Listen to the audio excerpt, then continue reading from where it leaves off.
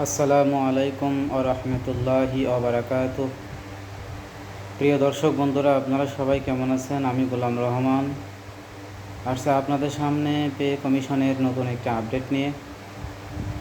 আপনারা জানেন ইতিমধ্যে নবম পে কমিশনের প্রথম যে সভা সেটা অনুষ্ঠিত হয়েছিল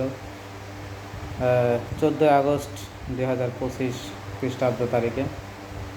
সেখানে প্রশিক্ষণ নিয়ে কথা বলা হয়েছে। প্রশিক্ষণের ভাতা কীভাবে বাড়ানো যায় সে ব্যাপারে সিদ্ধান্ত নেওয়া হয়েছে। আর আজকে 17 আগস্ট 2025 আজকে দ্বিতীয় মিটিং হওয়ার কথা আছে। এখানে যে বেতনের যে গ্রেডগুলো আছে সেই গ্রেডগুলো কমানোর ব্যাপারে সিদ্ধান্ত নেওয়া হবে। তো আসলে বেতন কমিশনের তাদের যে আলোচনা সেখানে কতটুকু কি থাকছে বরাদ্দ এই কর্মচারীদের ভাগ্যে, আসলে তার চূড়ান্ত সরাহা না আসা পর্যন্ত আমরা কেউই আসলে বুঝতে পারতেছি না। একটা জিনিস আপনাদের সাথে শেয়ার করতে চাই, সেটা হলো ঢাকা বিআরডিবি অফিসে চাকরি করে আমার খুব পরিচিত একজন মানুষ। সেখানকার অফিস সহায়ক 20তম গ্রেডের চাকরি করে। তো এখান থেকে 2 বছর আগে 2023 সালে যখন তার একটা বাচ্চা এই পৃথিবীতে আসে, একটি কন্যা সন্তানের পিতা হয়েছিল সে। সন্তানটা যখন দুনিয়াতে আসে, আসলে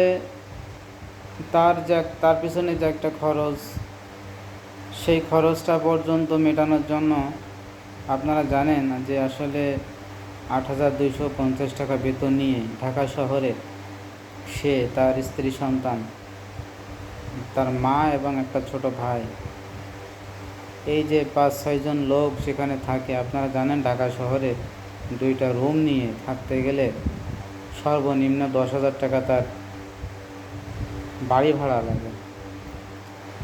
তো সেখানে বাড়ি ভাড়া বাবদ 10,000 টাকা যাচ্ছে, কিন্তু বেতন পাচ্ছে 8,250 টাকা। সব মিলিয়ে হাউস রেন্ট, মেডিকেল অ্যালাউন্স দিয়ে হয়তো 14,500 টাকার মতো পায়। আপনি বলেন 10,000 টাকা যদি ঘর ভাড়া যায়, তাহলে সেই মানুষটা খাবে কি, পরবে কি, আর কি কোনো জিনিস বানাতে পারবে? মানে পারবেটা কি মূলত সে করতে? তো দিন শেষে যখন সে ভাইয়ের নাম হচ্ছে মোতালেব ভাই যখন সন্তানের বাবা হলেন, তখন সেই সন্তানের জন্য ক্লিনিকে অনেক টাকা খরচ। বাচ্চাটা অসুস্থ ছিল, প্রায় 1.5 লক্ষ টাকার মতো খরচ। আমার জানা মতে পুরো টাকাটাই তার লোন নেওয়া, ব্যাংক থেকে লোন নেওয়া। তো সরকারি চাকরি সোনার হরিণ, যেমন প্রতিযোগিতামূলক পরীক্ষার মাধ্যমে এখানে আসা লাগে, ঠিক সেভাবে সেই মূল্যায়নটা এই গভর্নমেন্ট সার্ভিসগুলোতে আসলে নাই।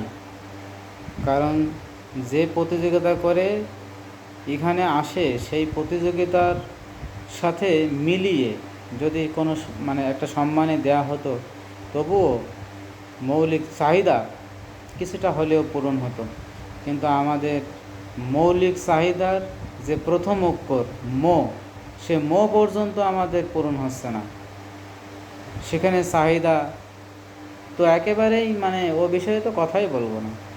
তো আমরা আশা করি যে আমাদের যে পে কমিশন গঠন হয়েছে, সেই পে কমিশনের কাছে আমাদের দাবি বর্তমান বাজারের সাথে সঙ্গতি রেখে যেন আমাদের এক ব্যাপারে একটা চূড়ান্ত রিপোর্ট প্রধান উপদেষ্টার কার্যালয়ে যেন নির্দিষ্ট সময়ের আগে সেটা সাবমিট করা হয়। অন্তত আমরা আমাদের মৌলিক অধিকারটুকু নিয়ে বেঁচে থাকতে চাই। তো আজকে যদি মিটিং সম্পন্ন হয়, দ্বিতীয় মিটিং বসে, তাহলে সেই মিটিংয়ের আপডেট সহ আমি আপনাদেরকে জানাবো ইনশাআল্লাহ। ভালো থাকেন, সুস্থ থাকেন। আসসালামু আলাইকুম রহমতুল্লাহ।